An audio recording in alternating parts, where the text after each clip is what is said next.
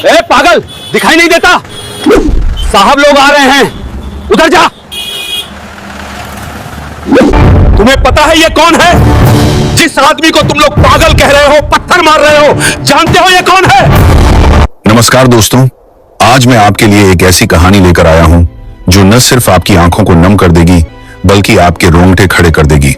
यह कहानी उस गुमनाम नायक की है जिसे दुनिया पागल समझकर पत्थर मारती रही, लेकिन जिसके सीने पर सजे मेडल और शरीर पर लगे घाव इस देश की सुरक्षा की गवाही दे रहे थे। सोचिए, जिस तिरंगे को हम और आप साल में 2 बार लहराकर भूल जाते हैं, उस तिरंगे की रक्षा के लिए एक इंसान अपना मानसिक संतुलन खो बैठा। आज की घटना इंसानियत और देशभक्ति की एक ऐसी मिसाल है जिसे सुनकर आपका सीना गर्व से चौड़ा हो जाएगा। तो चलिए शुरू करते।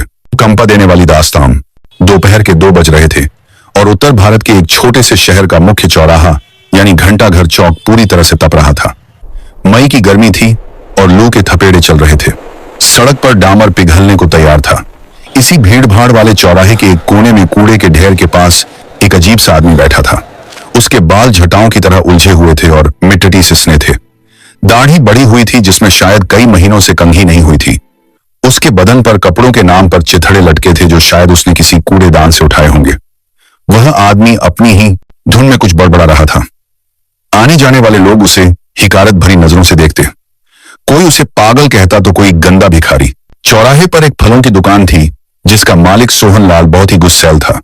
वह पागल आदमी सोहनलाल की दुकान के पास पड़े एक सड़े हुए केले को उठाने के लिए बड़ा। भूख इंसान को जानवर बना देती है और वह तो फिर भी मानसी का रूप से बीमार था। जैसे ही उसने हाथ बढ़ाया, सोहनलाल चिल्लाया, अरे ओ पागल, चल हट यहां से, ग्राहक खराब कर रहा है मेरा, भाग यहां से वरना डंडे से मारूंगा। वह आदमी डरा नहीं। उसने एक अजीब सी मुस्कान के साथ सोहनलाल की तरफ देखा और एकदम सावधान की मुद्रा में खड़ा हो गया। उसने अपने माथे पर हाथ रखकर सोहनलाल को सैल्यूट किया और जोर से बोला, जय हिंद सर, दुश्मन सीमा पर है, हम पीछे नहीं हटेंगे। सोहनलाल और वहां खड़े कुछ लड़के जोर जोर से हंसने लगे। एक लड़के ने कहा, अरे यह तो पागल फौजी है, रोज इसका यही ड्रामा रहता है, दिन भर खुद को बॉर्डर पर समझता है। दूसरे लड़के ने मजाक उड़ाते हुए सड़क पर पड़ा एक पत्थर उठाया और उस पागल की तरफ फेंक दिया। पत्थर सीधा उस आदमी के माथे पर लगा। खून की एक पतली धार निकल आई, लेकिन उस पागल ने न दर्द की परवाह की न खून की। उसने बस अपना सैल्यूट नहीं तोड़ा। वह वैसे ही तना खड़ा रहा जैसे कोई सिपाही अपने कमांडर के सामने खड़ा होता है। उसकी आंखों में एक अजीब सी चमक थी जो पागलपन की थी या जुनून की, कोई नहीं समझ पा रहा था। वह आदमी वहां से हटा और चौराहे के बीच में लगे खंबे के पास चला गया। उस खंबे पर किसी ने 15 अगस्त को एक छोटा सा प्लास्टिक का तिरंगा लगाया था जो अब फटकर नीचे गिरने ही वाला था। वह पागल दौड़कर वहां गया और उस गिरते हुए झंडे को अपने गंदे हाथों से ऐसे लपक लिया जैसे कोई मां अपने गिरते हुए बच्चे को बचाती है। उसने उस गंदे झंडे को अपनी फटी हुई कमीज से सान किया, उसे चूमा और अपनी जेब में रख लिया। लोग यह देख रहे थे और कह रहे थे, देखो नौटंकी, यह पागल अब झंडा लेकर नाचेगा। तभी दूर से सायरन की आवाजें सुनाई देने लगी। यह पुलिस की जीप का सायरन नहीं था, यह सेना की गाड़ियों का भारी भरकम सायरन था। शहर के लोग जानते थे कि आज आर्मी के नए जनरल साहब शहर के आर्मी कैंट का दौरा करने आ रहे हैं। पुलिस वालों ने तुरंत चौराहे का ट्रैफिक रोक दिया। सीटी बजाते हुए हवलदार चिल्लाने लगे, सब पीछे हो जाओ, रोड खाली करो, आर्मी का काफिला आ रहा है, कोई बीच में नहीं आएगा। इंस्पेक्टर राठी अपनी जीप से उतरे और डंडा फटकारते हुए उस पागल की तरफ लपके जो अभी भी सड़क के किनारे खड़ा होकर उस प्लास्टिक के झंडे को सीधा करने की कोशिश कर रहा था। इंस्पेक्टर ने डांटते हुए कहा, पागल दिखाई नहीं देता? साहब लोग आ रहे हैं, उधर जा, गटर के पास बैठ जा, तेरी बदबू से साहब का मूड खराब हो जाएगा, चल भाग। इंस्पेक्टर ने उसे धक्का दिया। वह आदमी लड़खड़ाया, लेकिन उसने इंस्पेक्टर को भी पलटकर सैल्यूट मारा और बोला, सर मिशन पूरा हुआ, रिपोर्टिंग फॉर इंसान ड्यूटी सर। इंस्पेक्टर ने अपना माथा पीट लिया। उसने 2 हवलदारों को इशारा किया कि इसे पकड़कर पीछे खड़ा कर दो। हवलदारों ने उस पागल को बाहों से पकड़ा और भीड़ के पीछे धकेल दिया। तभी सामने से आर्मी का काफिला नजर आया। सबसे आगे मिलिट्री पुलिस की बुलेट थी, उसके पागल बाहों की बास, पीछे जिप्सी और बीच में थी एक काले रंग की चमचमाती टाटा सफारी जिस पर 3 स्टार लगे थे। यह गाड़ी थी लेफ्टिनेंट जनरल विक्रम सिंह की। विक्रम सिंह भारतीय सेना के एक बहुत ही सख्त और सम्मानित अधिकारी थे। उनका नाम सुनकर ही दुश्मन कांपते थे। उन पीछे सेना के ट्रकों की एक लंबी लाइन थी। काफिला धीरे धीरे चौराहे से गुजर रहा था। जनरल विक्रम सिंह अपनी गाड़ी की पिछली सीट पर बैठे बाहर का नजारा देख रहे थे। उनकी नजर भीड़ पर थी। तभी उनकी गाड़ी उस जगह से गुजरी जहां भीड़ के पीछे वह पागल आदमी खड़ा था।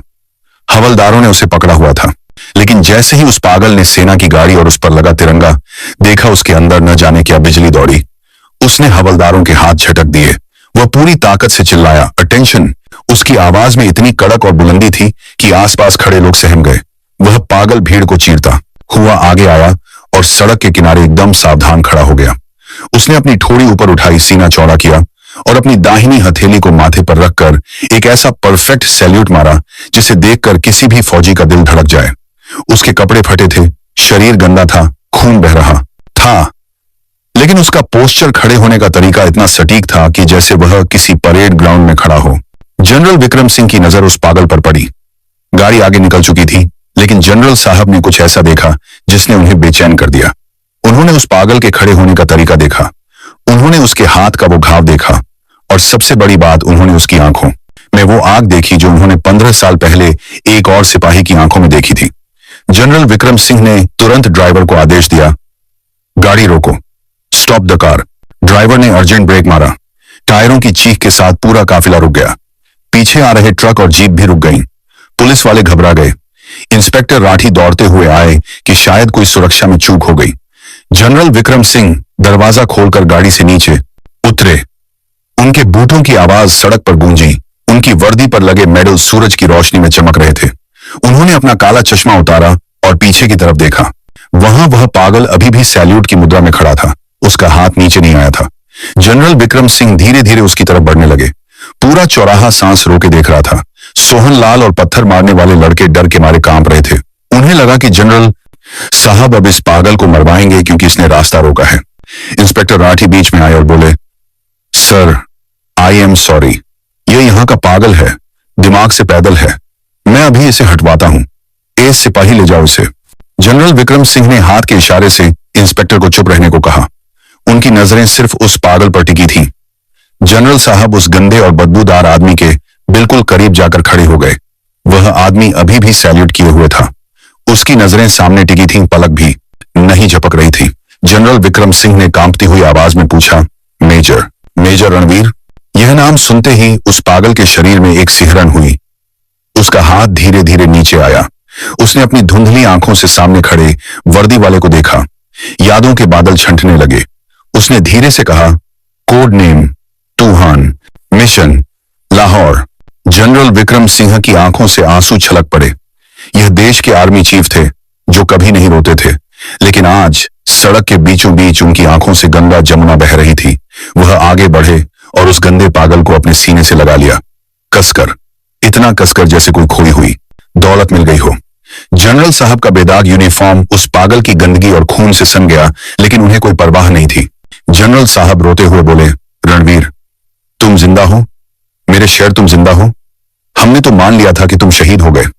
15 साल कहां थे तुम? भीड़ सन्न थी। पुलिस वाले बुत बने खड़े थे। किसी को समझ नहीं आ रहा था कि एक पागल को जनरल साहब सर और शेर क्यों कह रहे हैं। जनरल साहब ने उस पागल का चेहरा अपने हाथों में लिया। वह आदमी बच्चों की तरह जनरल को देख रहा था। उसने टूटी फूटी आवाज में कहा, सर, वो लोग बहुत मारते थे, नाखून निकाल लिए सर, पर मैंने अपना नाम नहीं बताया, मैंने देश का राज नहीं बताया सर। मैं पास हो गया ना सर। यह सुनकर वहां खड़े हर शख्स का कलेजा मुंह को आ गया।